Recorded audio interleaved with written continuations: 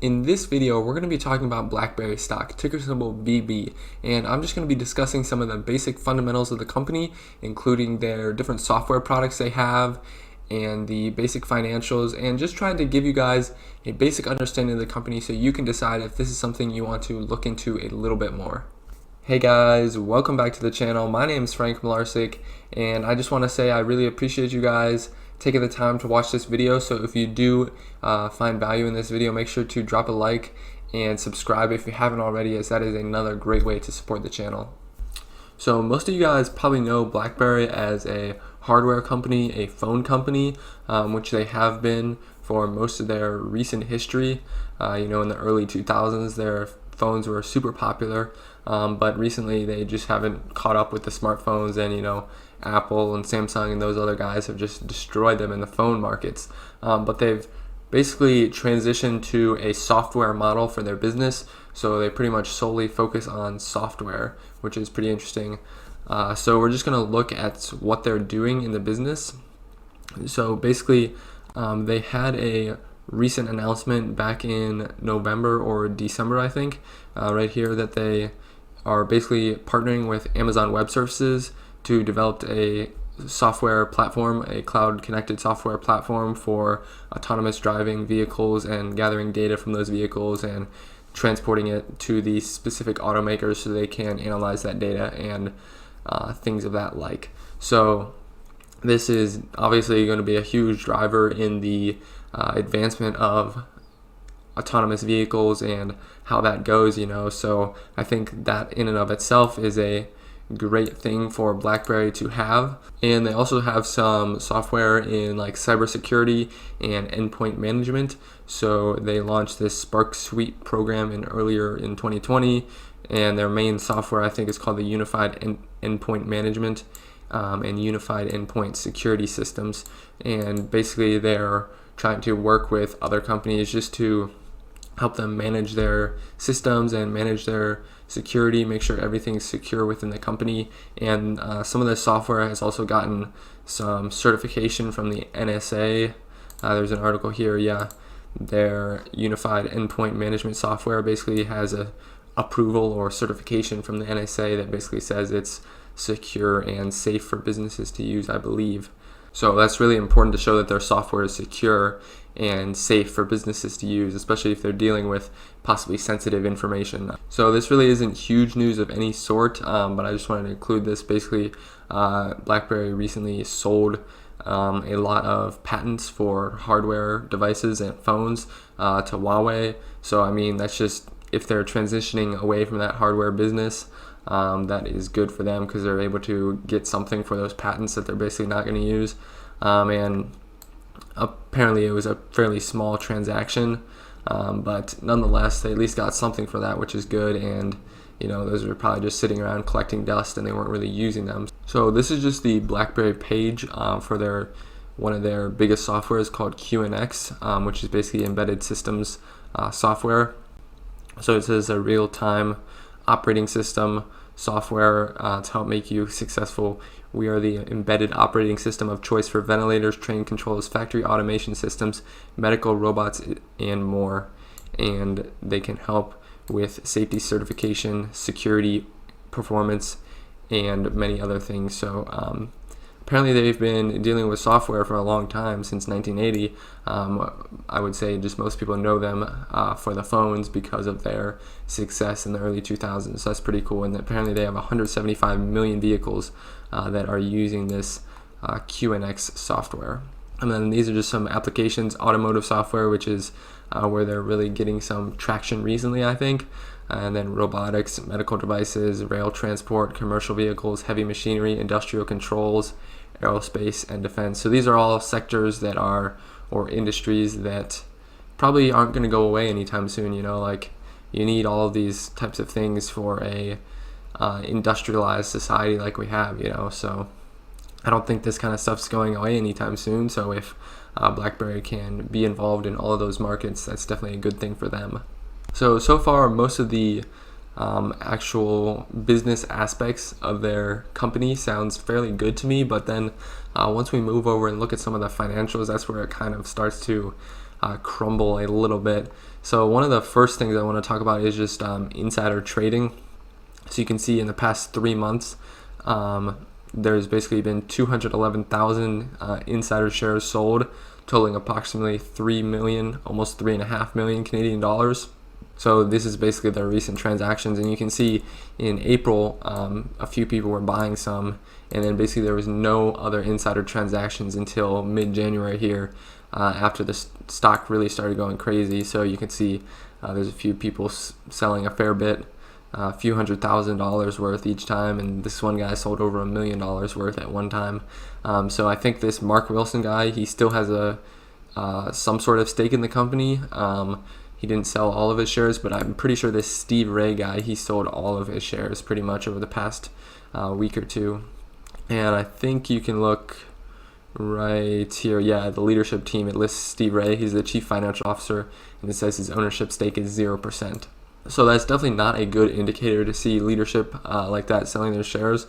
Obviously, it would be a lot worse if the CEO himself was selling, but you really don't know like why they sold the shares. Sure, it might seem like some of the other people were maybe just trying to take some profits and just thinking the stock is a little bit overvalued right now, so they wanted to trim some of their position, but it does not look that good at all when the chief financial officer sells his entire position. So that's just something to keep in mind.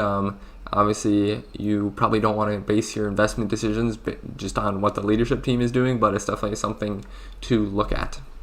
So eventually, when looking at a company, you have to look at the financials a little bit and just look at how they've been doing over the last few years. And in the case of Blackberry, it's not super great. So their revenues, you can see, are just declining over the past 5 years pretty steadily, and I would definitely like to see that turn around sometime soon. And same with their profits, they're just decreasing. Obviously, if they're making less revenue, their profits are going to be lower. It does look like their margins are going up a little bit, but you still got to keep increasing your revenue at some point, and then just looking down, their net income has just been negative the last year or two, so it's just been fluctuating. And obviously they were profitable a year or two ago, but in order to really be in a good financial position, I feel like you need to be in a place where you can continuously be profitable over a few years, And then just looking at the balance sheet, you can see that their current assets are definitely trending downward over time. They had over 3 billion just 5 years ago, and now they have under 1 billion. So obviously that's not good to see. And then their total assets similarly are trending down. And then definitely also good is that their current liabilities are trending down, and what's good is that they do have a current ratio that's greater than 1. So just the current assets divided by the current liabilities, that's greater than 1, because they have about 427 million current liabilities currently, and then about 971 million current assets, so about double. So the current ratio is around 2 right now, which obviously that's good to see, but it's all these numbers have been trending down, so that's the part that's not good to see. And then their long-term liabilities have been trending down. So the one thing that may look a little bit promising in regards to the balance sheet is the fact that the ratio of the total assets to the total liabilities is kind of increasing. So basically the total liabilities are getting smaller at a quicker pace than the total assets are getting smaller, basically. So obviously you don't want to see the assets get smaller, but at least we can say that that ratio is getting smaller. So if we look at the total assets right now, it's about 5.5 billion, and if we divide that by the total liabilities, about 2.3 billion, that gives us a ratio of right around 2.4.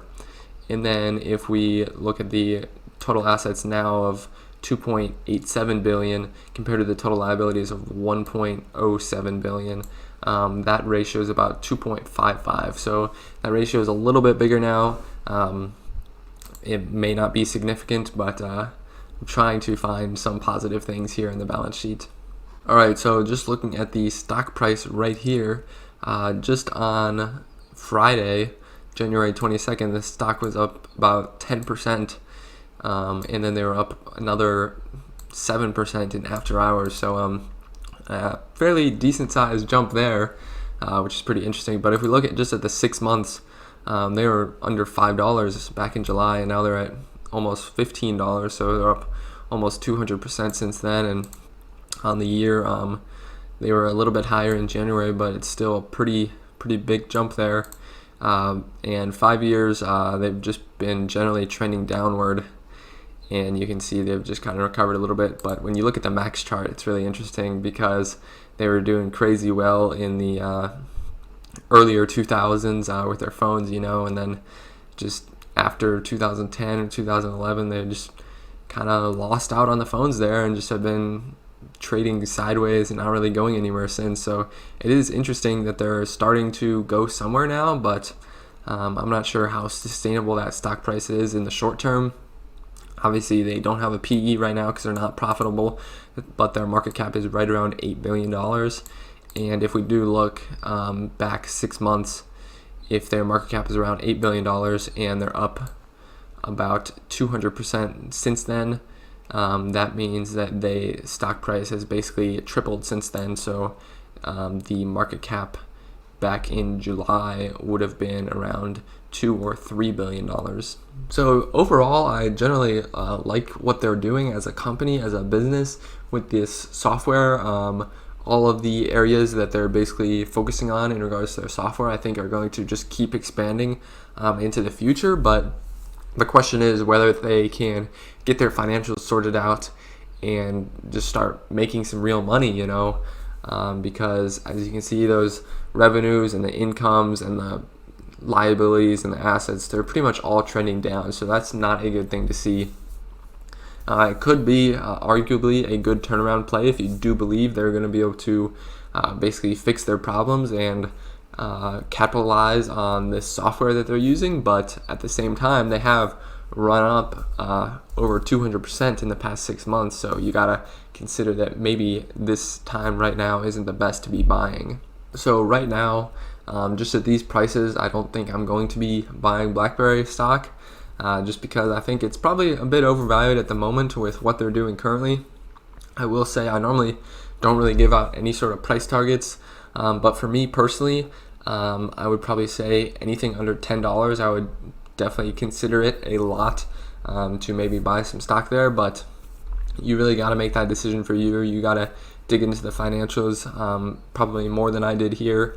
You got to look at the business and what they're doing there and really decide at what price you want to buy them if you do want to buy them. So I would definitely encourage you guys to do your own research because that's really important when investing, is just knowing what you're investing in. So I also want to give a little quick shout out to another YouTuber who recently started his channel. He's called the 13-Year-Old Growth Investor. He's pretty impressive to me. I've been talking to him for a few months in the Discords that I'm in and stuff like that, and he's pretty impressive just to be investing at that young age, so definitely go check him out. He actually did a video on Blackberry a few days ago, so I think you guys would probably enjoy that one as well. And if you want to watch some of my other videos, I will leave some right up here for you guys to see, and I will see you guys in the next one.